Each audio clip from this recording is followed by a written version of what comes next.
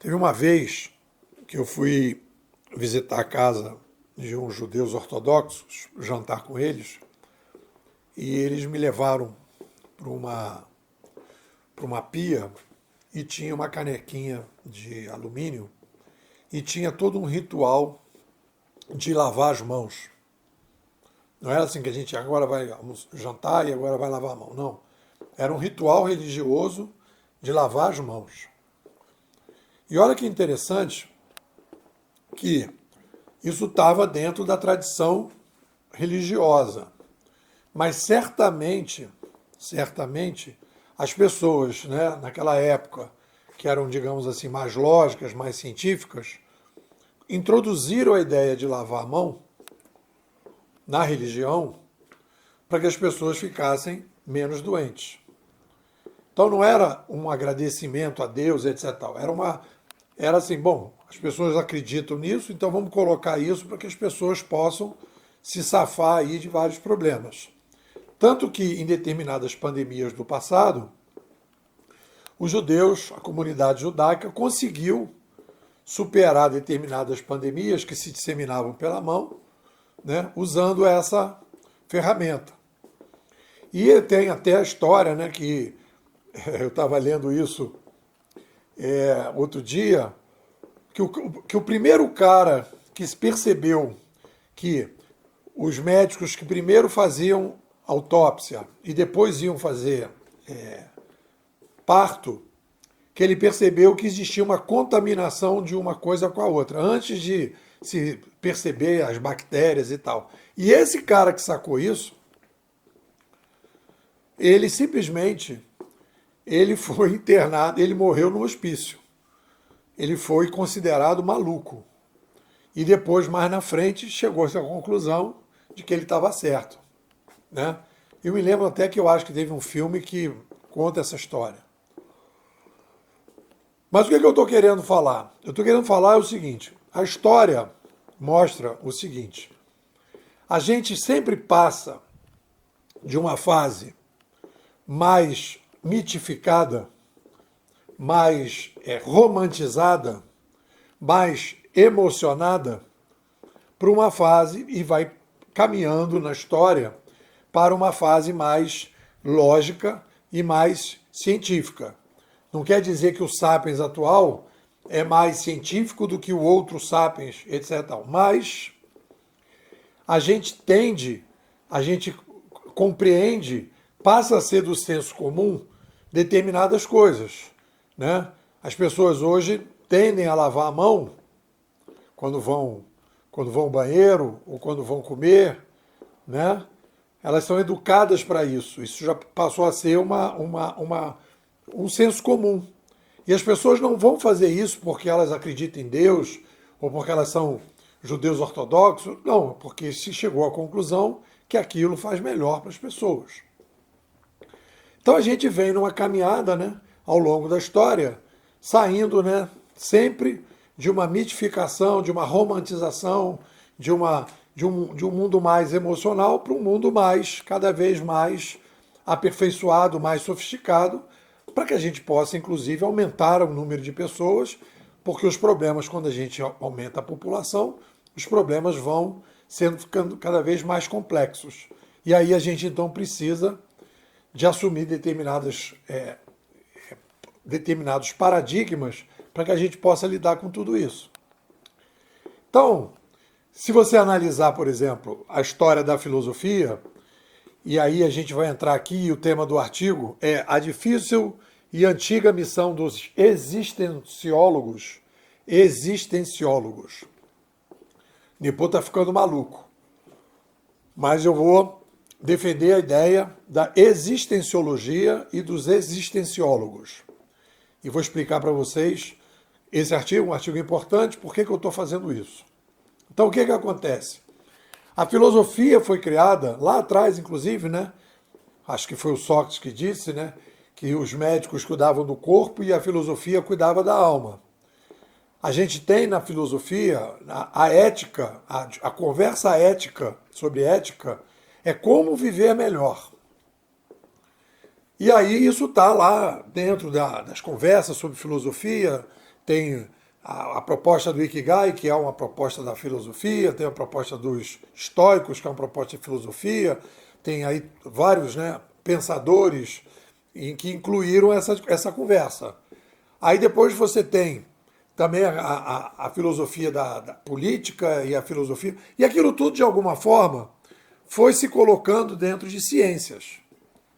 Então hoje existe a ciência política, a sociologia, existe, quando a gente pensava, os filósofos pensavam sobre os astros, e aí você então depois passou para ter a astronomia, as coisas foram sendo encaminhadas, cada uma coisa para outra. Teve uma fase que eu criei o edifício do pensamento, né, em que eu dizia que que a gente tinha camadas de reflexão sobre fenômenos que começava com a filosofia, depois passava para a teoria, depois ia para a metodologia, ia para o operacional e depois ia para a revisão. Aí na revisão, quando você colocava para rodar, você via, opa, o que está errado aqui? Quando eu chamava aquele topo lá de cima de filosofia, eu estava enganado. Eu hoje prefiro chamar isso de essenciologia. Eu quero ver qual é a essência do fenômeno, de que tipo de fenômeno a gente está falando. Então, quando as pessoas falam, a gente está vivendo hoje uma revolução tecnológica, eu falo, não, a gente está vivendo a revolução, o principal fator de mudança é uma revolução, é tecnológica, mas é especificamente na chegada de uma nova mídia, de uma nova forma de comunicação. Então, no momento que eu digo que a gente está vivendo hoje uma revolução de uma nova mídia, eu estou usando a essenciologia, porque eu estou dizendo a essência é uma nova mídia, não é uma revolução industrial ou uma revolução tecnológica qualquer. É uma revolução específica, que tem a coisa mais importante, a forma como a gente se comunica mudou. A gente hoje tem um computador no bolso, e isso faz determinadas mudanças. Hoje a gente tem ambientes digitais, a gente tem hoje a possibilidade de conversar com desconhecidos, a gente hoje tem condição de conversar com as pessoas à distância, inclusive vendo as pessoas de uma maneira bem barata, né? Então, tudo isso é uma mudança na comunicação, que aí abre essa possibilidade para uma série de outras revoluções, inclusive a revolução da sobrevivência, que a gente fala da curadoria, etc. Então isso é a essenciologia do fenômeno. Quando eu digo a essência, está errado quando as pessoas dizem que é a revolução industrial, a quarta, a quinta, ou que é uma revolução tecnológica, eu digo, é a revolução de mídia. Então essa é a essência, é a essenciologia. Então a filosofia, o que aconteceu com a filosofia? Ela começou a ser tudo e não ser nada ao mesmo tempo, que é comum. E uma outra coisa comum que acontece é o meísmo. O que é o meísmo, Nepô? Quando, de repente, num determinado cenário, o que era meio passa a ser fim. Eu estava vendo uma série sobre os corretores de Manhattan no Netflix. Não lembro exatamente, se você botar Manhattan lá vai aparecer desbravando, dominando Manhattan, alguma coisa assim. Eram os corretores de venda de imóvel. E os caras fissurados em grana e queriam, porque queriam, que o cara criou uma corretora lá super famosa, e os caras queriam ser reconhecidos por esse cara, etc, etc, etc. Né? Então os caras estavam ali, em função daquilo. Estavam ali, o objetivo de vida deles era um objetivo de ganhar dinheiro e tal. E tudo isso faz parte da discussão da existenciologia. Para que a gente está aqui? Qual é o nosso objetivo? O que faz a gente se sentir melhor? Como é que a gente pode viver de uma forma em que a gente consiga viver mais e melhor? Quem que cuida disso, galera? Objetivamente. Me diz aí, quem que cuida disso? Aí alguém vai dizer, são os filósofos éticos, etc. Tal. Aí quando você bota a palavra filosofia, aí vem a história do meísmo, e aí tem a ver com essa série, né? As pessoas se perdem. O dinheiro, em vez de ser um meio para a pessoa viver melhor, a pessoa ganha 10, agora quer ganhar 20, quer ganhar 30, como se fosse uma maratona, como se fosse um campeonato de xadrez, ou como se fosse um campeonato de tênis, que o negócio é sair ganhando, mas ganhando para quê? Aí lá no meio da confusão, a mulher está com problema com o marido, o outro está com problema com o filho. Quer dizer, o meio se torna fim. E a filosofia, aconteceu isso com a filosofia. A filosofia passou a ser uma ferramenta da própria filosofia. Se você entrar aí em 99% das escolas que dão filosofia, as pessoas não vão falar de existenciologia e vão pegar os epicuristas lá para poder ajudar os jovens a viver melhor. Não, olha, a filosofia, aqui primeiro veio Sócrates, depois veio o Platão, depois o Aristóteles, aí vira a história da filosofia. E não era para isso que os caras criaram nada daquilo, elas queriam passar ferramentas para as pessoas viverem melhor. E a filosofia então virou esse meio. O meio se perdeu.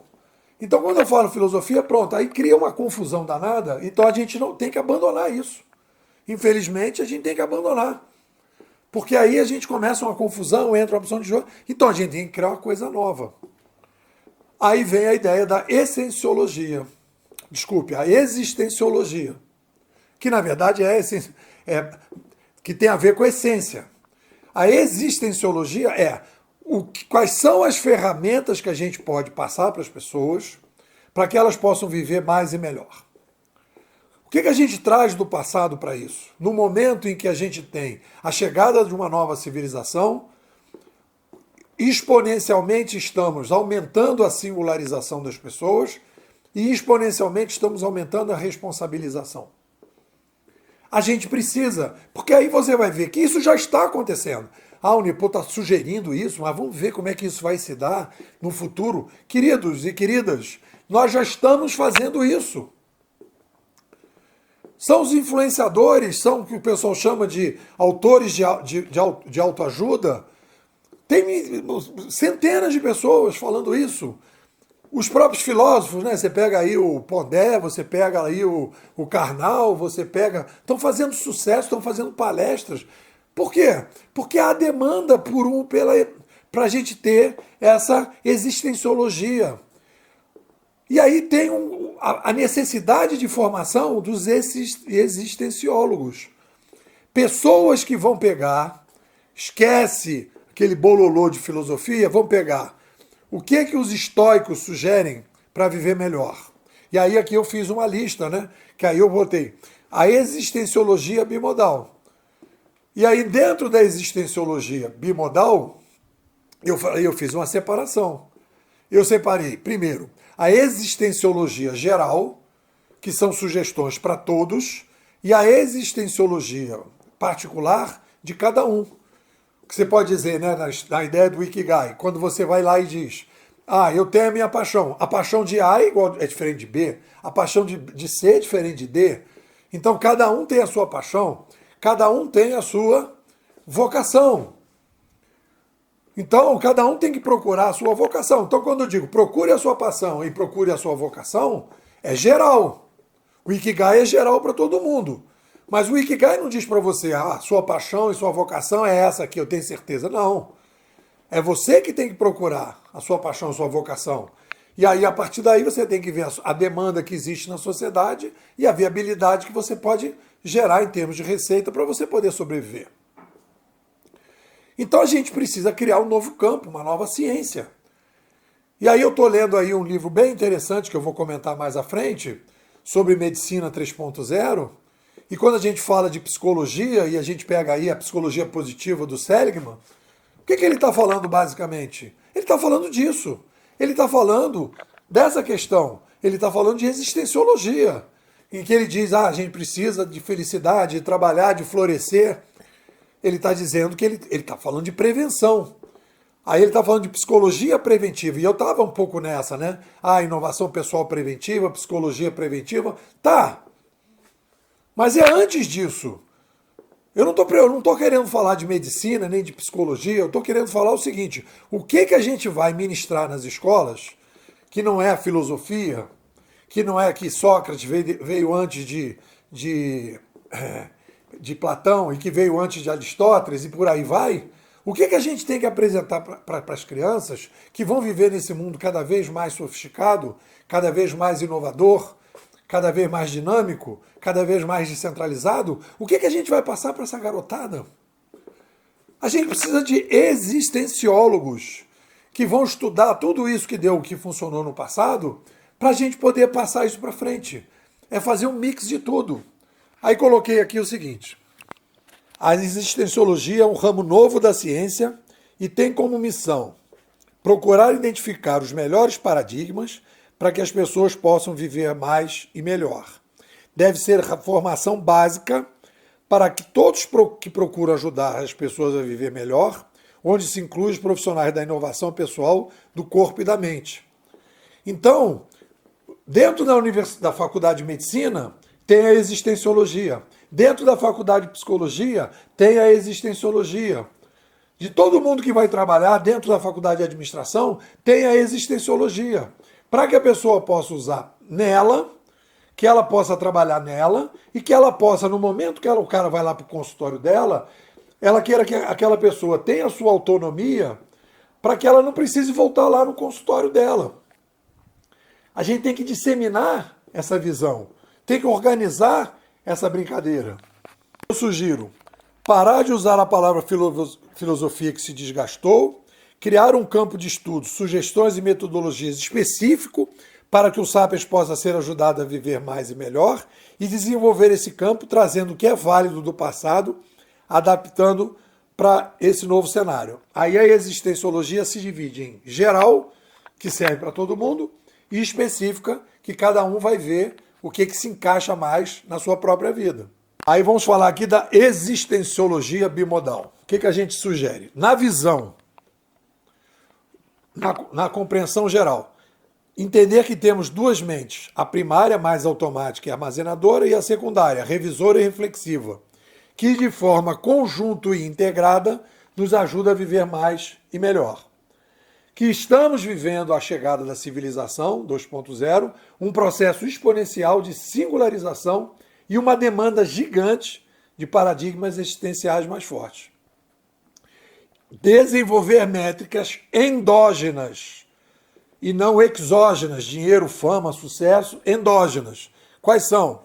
Bom TRC, bom humor, otimismo, motivação, tranquilidade, resiliência e criatividade. E aí, dentro dessas visões, a gente vai para as atitudes. Quais são? Aprender a perdoar, agradecer a si mesmo e aos outros, desenvolver um caderninho de crises e escritos existenciais e profissionais, focar na zona de atuação e se afastar da zona de preocupação, pensar mais no longo do que no curto prazo, cuidar da mente e do corpo, pensar diariamente no que foi top e procurar repetir, procurando se afastar do que não foi top. Bom, vamos para a frase que eu escolhi. Na verdade, quem me sugeriu ela foi o ChatGPT+++. Vamos lá. Aquele que tem um porquê para viver pode suportar quase qualquer como. Vamos lá. Aquele que tem um porquê para viver pode suportar quase qualquer como. Friedrich Nietzsche. O que vocês dizem? Bom, querendo convidar você aqui para entrar para a escola, participar aqui do nosso projeto. Estamos aí, agora vocês viram aí, desenvolvendo a existenciologia, formando existenciólogos, e depois a gente pode melhorar esse nome, mas a ideia é a gente ajudar as pessoas a viver mais e melhor, né? Dentro desse novo cenário. E aí a gente tem possibilidade de não só ajudar você a melhorar a sua vida especificamente, usando esse ferramental todo, como, na sequência, se preparar para ser o mentor, disseminador disso, fazer palestra, fazer curso. Só que a gente tem bagagem. E a nossa bagagem não é assim, a gente aqui agora é de autoajuda. Não, a gente tem uma visão de cenário que a maior parte das pessoas não tem. Em que a gente trouxe nos canadenses a ideia das revoluções de mídia, mudou a sociedade, e aí, a partir daí, a gente vai analisar e dizer, cara, você precisa se singularizar, você precisa se responsabilizar. E aqui estão os paradigmas mais fortes do passado. Tem o Ikigai, tem os estoicos, etc, etc. E vamos caminhar nessa direção. Vem para a bimodagem, você já acompanha, está na hora de vir para dentro. Não posso, estou sem tempo, então contribui. Faz um Pix aí, ajuda a gente de alguma forma, né? A gente tem ajudado, você ajuda a gente para a gente poder pagar os boletos e a gente continuar na briga aqui. Tá bom? É isso. Forte abraço.